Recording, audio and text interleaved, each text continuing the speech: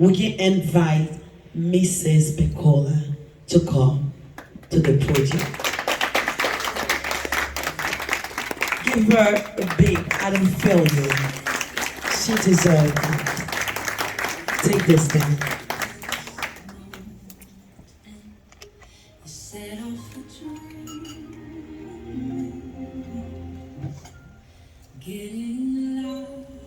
Good evening, everyone. I won't be long. Although I do a lot of advocating for mothers and children and families, I'm not a big talker. I'm not a big public speaker, so I will not hold you very long. However, I am Percola Macon. I have two children, one of whom is in her junior year at Florida A&M University. The other is my 12-year-old son who has chosen to escort me here tonight. Um, my daughter and my son both are reasons why I stepped into the early childhood field as a educator. My degree is in elementary education. I have been a program director. I've taught grades K through 3. And I decided as a program director I needed to do more to support our families in our areas. I was a military program director where I helped military families with childcare during deployments, not only during deployments, but while they were at home stationed in their areas. At that time, I was in Virginia, which I loved, but something brought me back to Jacksonville. While advocating for families in Virginia, I seen it was more that I could do here at home, so here I am. I started a consulting business where I go to small private centers that are needing the same training that a lot of the corporate centers I've seen get. We want our children to have the same quality of care that those corporate centers have. And so in that being said, I wanted to be the change that I wanted to see. So I decided to go out to different centers and offer my services for training new and current staff, as well as maintaining classroom management, because a lot of times that's where our downfall is with our younger children. Not being able to relate to them, not understanding where the homes that they come from, and just being there as a babysitter. And I wanted my teachers that I trained I didn't want them to be babysitters, I wanted them to be educators. I wanted them to be someone that those kids remember long after they're away from their classrooms, okay?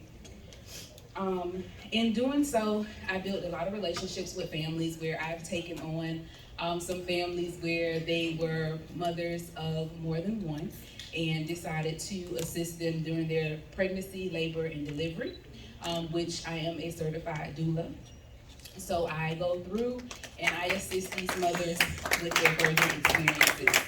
Thank you. We create a plan of what they want their births to look like, and we execute that by encouraging and empowering them to make decisions that they would necessarily be nervous to make. For me, I was a teen mom, so I had my daughter at 18, and I went to a lot of appointments by myself because my mother was a little upset that I got pregnant.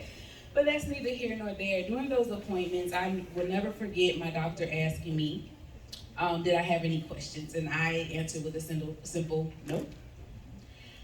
Meanwhile, I had a million. I did not know what to ask, how to ask, or what those answers would look like for me. I had a lot of questions about what my birth experience would be, where that was going to take place, how would I know when it was happening. So I had a lot of questions. So my goal for a lot of the mothers and families that I encounter is to make sure they're comfortable when they're going into these experiences. Pregnancy and birth is not an easy task. Our mortality rate against our minority mothers is extremely, extremely high. And my goal is to work with our community to bring those numbers down. But to also empower our mothers to continue pushing even after that. So my support will go further even after birth. So me supporting them at home, answering those questions, whether they choose to breastfeed or not. But also, like I said, just being a helping hand and a listening ear throughout their birthing process, okay?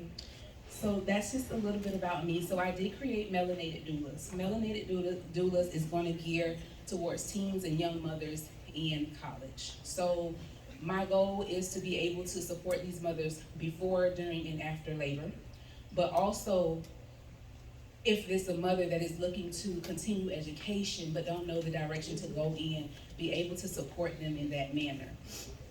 A lot of times as teen mothers, we're labeled as statistics, and a lot of people ask us the questions of, well, what are you gonna do now? And a lot of times we don't know what we're gonna do now until we're there. And here I am saying, we can do a lot. We can do a lot. We can still get that degree. We can still chase our dreams. We can still be inspiring to others that are around us, and most importantly, inspiring to our children. So my goal is to make sure that whatever questions those mothers need answering, I'm there to support and answer those questions throughout their process. But also empower them to ask those questions on their own to their medical providers, to their birthing team in the hospitals, and not just sit silent when they're rushing around the rooms, because a lot of times when they're rushing around those hospital rooms, we are intimidated. It is scary. We don't know what's going on. And a lot of times they won't ask the questions and they will just go with the flow. So my goal is to be in that room with that mom, letting that mom know, ask them what they're doing, stop them. I need to know what this is. What does this mean? What does that say?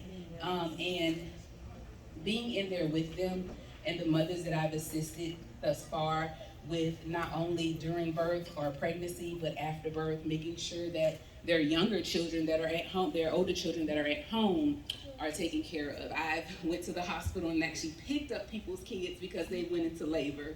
But like I said, my goal as the melanated doula is to be there as a support system before, during, and after labor, okay? And thank you for listening to me. I am excited to be a part of this community. I look forward to joining teams and being able to support them in their efforts to bring back the community. Like she said, when I was coming up, we had summer lunches, we could walk to community centers, we had a lot of different activities that we could partake in. And those things are no longer. I have a 12-year-old that he doesn't even have an after-school program. So to have a community that is gearing up to provide those services or work together to provide those services is exciting, and I'm glad to be a part of it, and I hope that you guys will also take part in it as well. Yes, ma'am.